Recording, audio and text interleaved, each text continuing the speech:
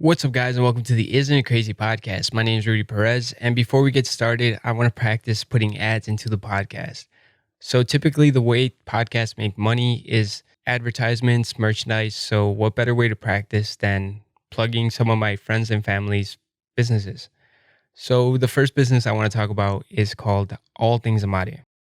It's a crafting company started by my girlfriend, Jaslyn Campos. And if you guys need anything from cups to a t-shirt, pretty much anything that vinyl could go on, she can make. If you want to go bigger, like maybe a baby shower or a bridal shower, she's capable of that too. The thing I learned about gifts is the more detail you put into it, the better the gift is. Anybody could go on Amazon and buy something and just give it to the person. But if you take it that extra mile to say, I took my time and I was thinking about you, it resonates better with them. So you could put anything from a quote they have to their name to your name, anything you could think of, she can make. And I'll put a link down below in the descriptions and you guys could go see her Instagram and see what she's capable of. So the next company I want to talk about is Plantinas. It's a great company that makes decorative plants that you could put around your house. If you live in Chicago, you know it snows like half the year. So having some type of green around your house makes you feel a lot better. It makes you feel like you're in spring or summer. And the great thing about a plastic plant is you don't have to water them. So go to Plantinas. They're all handcraft, very well made. She gets really creative and she can make it any size you want. So go check out that. And while you're doing all of this, maybe you're thinking about Father's Day gifts or something like that, and you're trying to pass the time. Maybe you're in your car. Listen to F Frosty at SoundCloud. It's an up and coming rapper and one of my personal friends, Cameron Ramaska. He's been doing it for a year and a half now. And if you listen to the first song that he made and the last song he made, you can appreciate the growth that he's made. And it's great beats, great songs. So please go check them all out. And if you do, let them know that I sent you so they know that I'm out here trying to support them. But for today's podcast, if you notice, I don't have a guest here. And if you live in Chicago, you know that it's been raining for the last 3 days. And for the last 12 hours, I've been shoveling water outside of this basement and just throwing it into the fucking driveway. And it's a nightmare. And it's gross, to be honest. It's like brown water. I don't know what it is, but it's coming through the walls. And I didn't want to have somebody here and have to worry about it getting flooded and having them out and cutting it short. So I didn't invite anybody. But also, I'm incredibly irresponsible. It's not one of my strengths to follow up with people and ask them if they want to be here. So I'm trying to work on that. But I like having people here. I like having people come in and tell me interesting stories and what they're passionate about and what they're up to during this coronavirus kind of era. So next week, I will for sure have somebody in here. It's just, I had a whole swimming pool in this fucking room. I was about to start charging $10 per person, seeing as the local swimming pools are going to be closed. If it was going to get any deeper, I was just going to invite people over and they could have a good old swim in here. But thankfully, that didn't happen. But today I want to talk about the Last Dance documentary. It follows Michael Jordan's last year as a Bull in 1998. And I know what you're thinking. I don't watch sports. I don't watch basketball. Why should I even listen to this podcast? It's not as much as it is basketball than it is them opening the curtain to behind the scenes of what it takes to be Michael Jordan. What makes greatness tick? And it's a great documentary. It's a long ass documentary. It's 10 episodes, but if you watch one, you're going to get hooked and watch pretty much all of them. It's been pretty much everything the sports world has been talking about. Given that there's no live sports, the sports gods said, we're going to give you the Michael Jordan documentary. And what I took away from the documentary is, without giving anything away, although there's not a lot of spoiler alerts, right? Because you should, if you're from Chicago, you should know what happened. You know Michael Jordan won the 6 rings. But in the documentary, you learn a lot of things that maybe you weren't around to see and say like, oh, I didn't know he had a rivalry with Isaiah Thomas, or I didn't know they didn't shake the Bulls' hands when the Pistons lost in the Eastern Conference Finals. Little details like that make you go like, whoa. For a younger generation that say LeBron James is the GOAT, they get to see why the old heads are talking about Michael Jordan being the GOAT and seeing what pretty much makes greatness tick. What I got from the documentary was that not a lot of people are great at things. A lot of people are good at things. Some people are okay at things. Maybe you're a good dad. Maybe you're a good mom. Maybe you're good at your job. Maybe you're good at soccer, but not a lot of people are great. And I started thinking to myself, why aren't people great? We're all kind of the same. We all have ambitions and we all want to get to the top somewhere. Why is it so hard to get to greatness? And then you watch this documentary and you see, holy shit, to become the greatest at anything, you need a level of commitment that's ungodly. And you need to give it all every single day. And you have to submerge yourself in the subject. Watching Michael Jordan, his life was basketball. It was practice and pushing himself and pushing his teammates. And to be great, sometimes you become an asshole. And you become an asshole because you're seeing people that aren't to your level, aren't as good as you are, aren't as committed or focused as you are. And for him, you become an asshole because these people are trying to help you get to where you want to be. The pinnacle of basketball is the NBA championship. And he had to push these guys hard. And sometimes people say, well, he was mean and he punched me or he yelled at me and every day he rode my ass. And to be great, you have to make sure you put everybody around you to the same standard that you're putting yourself to if you want to become great. And sometimes it rubs people the wrong way. But if you watch this documentary, literally all the guys he was mean to all said it was worth it because they wouldn't be as successful as they are if it wasn't for Michael Jordan pushing them. So if you want to be great, you're going to rub people the wrong way. But that still doesn't answer the question to why not a lot of people are great. Why people are just good. I think one of the biggest factors to not becoming great is fear. Fear of what people are going to think, what people are going to say, failure, rejection. All that are natural human fears that we have when we want to take a risk at something. And the way you get rid of that fear, and for me personally, is this quote that says, do not go gently into that good night. And it means you're going to do something, but don't do it with fear in your heart. Just do it. Just go into it. Balls out. Just dive in. Take a leap of faith and trust that the things that you're scared of in that dark aren't that scary once you shine a light on them. For me, there's not a problem that I can't solve. There's hard problems, but if you break that problem down into sections and steps, it becomes a lot easier to solve. There is problems that like cancer or something like that you can't fix, but there's things that can make that problem better. Maybe that problem's not going to go away, but maybe you can make it better or put yourself in a better situation. And that's what I learned from this documentary. It was that for the first couple of years of Michael Jordan's career, he wasn't winning a lot of championships. And he was getting injured and, people criticized him and said, when's he going to win? They talk about him being great, but look at him, he doesn't have any championships. And then slowly but surely, the commitment and the focus and the organization putting pieces around him that were going to help him win this championship ultimately led to his success. And what that success is 6 rings, 6 finals MVPs, and being called the greatest of all time, but he wasn't going to get there by giving up. Those first years you could have said, well, we're not going to win. We're not going to do anything. So why are we even trying? But he didn't do that. He just kept going.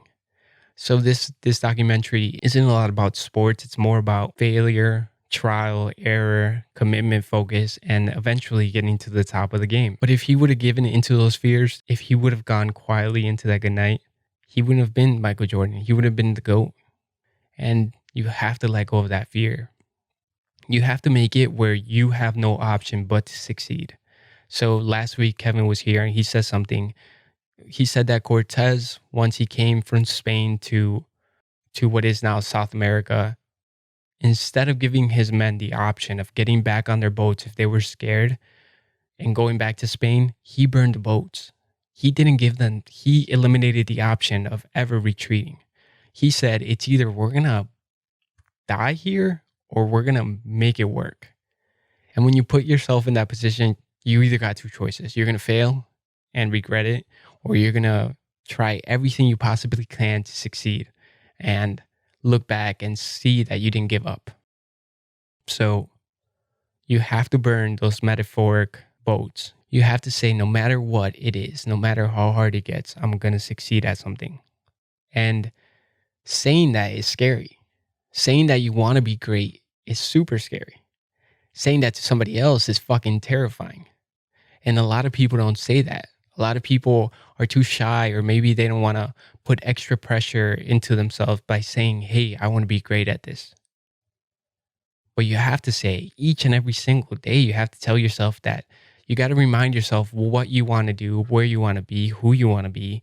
And you have to keep telling people, hey, because then they hold you to that standard. And you need that pressure, and you need that. I want them to see me succeed. You need that push to get you to the greatness. And a lot of people are scared of the what's going to happen to them if they try to go for greatness. So they settle for good. And when it came to this podcast, I didn't want to settle for a good podcast.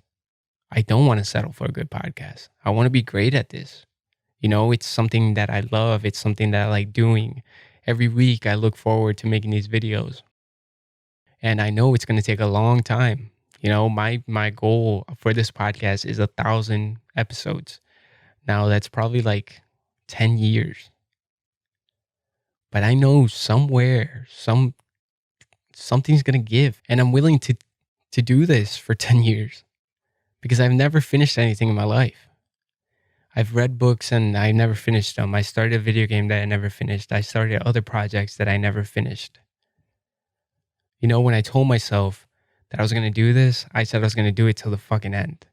Whether if I get to 1,000 episodes and it's not where I want to be, then I could live happy because I pushed myself to the max. I pushed myself to try to be great at this.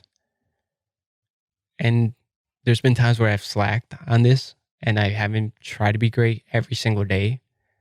But the more I do it, the more motivation I get, the more people I get in here, the better it sounds, the more people that are watching. All of these things are byproducts of me sitting here every single week in and week out, and giving you guys a video. Whether it's a good video or a bad video, at least I got it done. And I hold myself to the highest standards. There's things that I notice that, when my girlfriend or somebody's listening, they don't notice. I'm like, did you listen to that part right there where maybe my voice was too low or too high? And maybe this thought didn't make any sense to the whole podcast. That's me. Like, they're like, no, I didn't notice that. I was just listening to you talk. But to me, I noticed it because I'm holding myself to a higher standard and I'm paying attention to every single detail that's going into one of these videos. And whether it's making YouTube videos or maybe you just want to be great at your job or great at any sport, anything, well, you have to watch this documentary and see what it takes to be great. And are you willing to rub people the wrong way to get where you want to be? Are you willing to put in that focus and that motivation and burn the boats? Are you willing to burn the fucking boats, your safety nets, and just take a leap of faith in something that you love and make it work? I wonder what greatness feels like. And when I get there, I'll let you guys know. But for now, this documentary definitely motivated me to keep working hard and to keep doing what I love. And to understand it's not going to be easy. And it's going to take a lot of focus and dedication and being here week in and week out and always working on how to make it better. That's how I'm going to get to greatness. That's how I'm going to do it. And if you need motivation to do something great in your life, I'm telling you, you have to watch this documentary. You have to see what greatness looks like. Whether you like sports or not, this will show you the level of commitment you need to put into something to make it work. So go check out that documentary. I know I'm definitely going to watch it again. There's not much that you could watch. And apparently summer's going to be fucking canceled because, well, for the Illinois, they're talking about opening up in the end of June. So, there's not a lot to do. And you might as well take this time where the world is taking a break and don't take a break. Do something that you want to do. Maybe go try things out and figure out something that makes you truly happy, and then figure out how to make fucking money out of it. And then you could do that. And you don't have to go to the job that you hate, and you don't have to come home in a bad attitude. You can do things that you want to do. And these things are going to give you money. You know how great of a feeling that is, where You have the freedom to do what you want, and it gives you the money you want.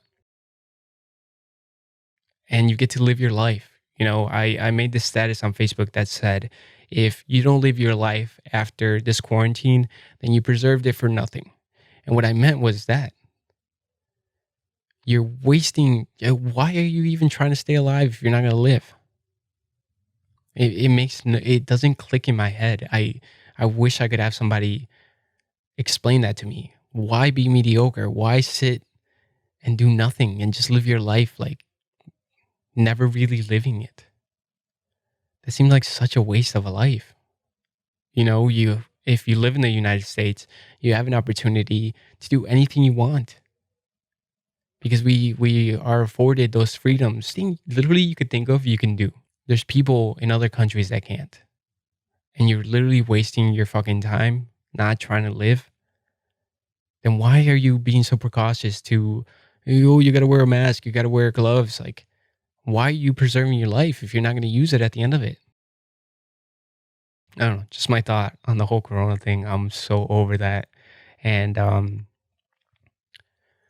a lighter note or less serious note, the UFC has been ramped up again. There's still no crowd, and it's getting kind of boring because the crowd adds that like factor to the fights. So this past weekend there was a couple fights, and some were ended prematurely. I get that. If you're not gonna move on the ground, the referee is just gonna call it.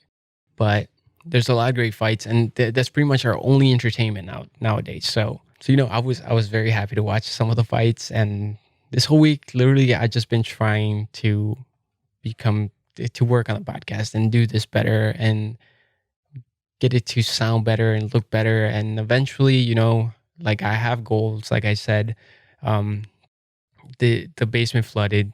I don't always want to be here. I don't always want to be in this basement. I want to grow this podcast into getting a warehouse where I could have my podcast studio, a place where I could park cars, and have a place where the guys could come over and watch the UFC fights or any movie, or we can just play pool or fucking shoot darts or something like that. And that's my goal, and that's gonna take a lot of money and a very long time, but I'm willing to risk it all to be able to sit in that warehouse and know that I put in the work and know that I deserve to be there because I put in that work. And I would never call myself great. I think people will tell you if you're great or not, whether they do or not. That would be my level of success right there. Having a profitable podcast where I get to do what I want and I don't have to go to work and listen to somebody tell me what to do. And I'm doing something that I love, and it's affording me my way of life. So, yeah. So the UFC's back on. I'm trying to become great. And yeah, pretty much it. Other than that, I've been watching Netflix for the last, I don't know, month. When I have some free time or when I'm with my girlfriend. And there's a lot of great shows. There's The Outer Banks. It's a great, like, yeah, it's got summer feels kind of show. You also have Hunters. Hunters is a really good show. If you hate Nazis, this is the show for you. It has a twist at the end, so I wouldn't want to spoil it for you guys, but I'm so interested in learning about Nazis. I don't know why. Ever since I was a kid, I loved listening to World War II stories and the myth about Nazis. Not that I like them or glorify them because they're a bunch of assholes, but like the way things went down afterwards. How did the Nazis flee to Argentina? Was Hitler ever really dead? If there's one person on this earth that could have faked his own death and then hid somewhere in Argentina, it was Homeboy. So did Hitler die in that bunker like they said in World War II? Or did he flee to Argentina where they have a massive population of German people? I don't know. And that always intrigues me. Anything that has to do with Nazi killing, like Inglorious Bastards, Valkyrie, or Hunters, I'm there. I'm watching it. I don't know why. It's so fascinating to me. And this show literally, they hunt Nazis, Nazis that were brought here by the United States. Uh, Something called Project Paperclip. And that was one of the few conspiracies that was actually real. People had this conspiracy that the US recruited the brightest minds in Germany and brought them over, and they helped us get to the moon. And for a very long time, people didn't believe that. And then it started coming out that yes, Warren von Braun was one of the Nazis that was brought over here and then made head of NASA to engineer a rocket that could take us into the moon, into outer space and into the moon. And the reasoning to why they would bring Nazis over here is that if we didn't take them, the Russians were going to take them. And we were like, and it turned out great because these people are the ones that helped us beat the Russians in the space race. But at the end of the day, they're still Nazis. Warren von Braun, I can't say that fucker's name, but he did hang Jews outside of his factories in Germany. Maybe he could say he was playing the part, but something about being in Nazi Germany kind of like normalized the killing of Jews. And whether it was normalized and people are like, well, everybody was doing it, killing somebody's killing somebody. And Nazis are cunts. So you watch the show and it's kind of gratifying to see like fictionally that they killed one of the biggest assholes in Auschwitz, or they killed one of the worst doctors that experimented on twins and stuff like that.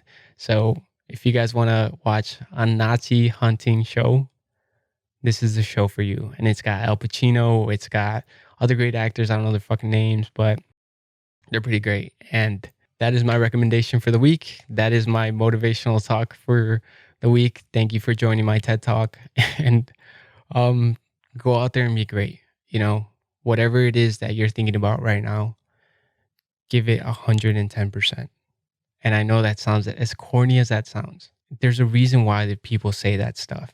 There's a reason why when you watch the Last Dance documentary, you see why those corny sayings are said all the time, because that's what greatness did. They gave it 110% all the time. So I encourage you guys to do that. I know I will be doing that. And if you want to become great at anything, please comment down below. I would love to hear what you guys want to be great at. And thank you guys for watching. Next week, I will help somebody there in that chair, and we could have more of an interesting conversation.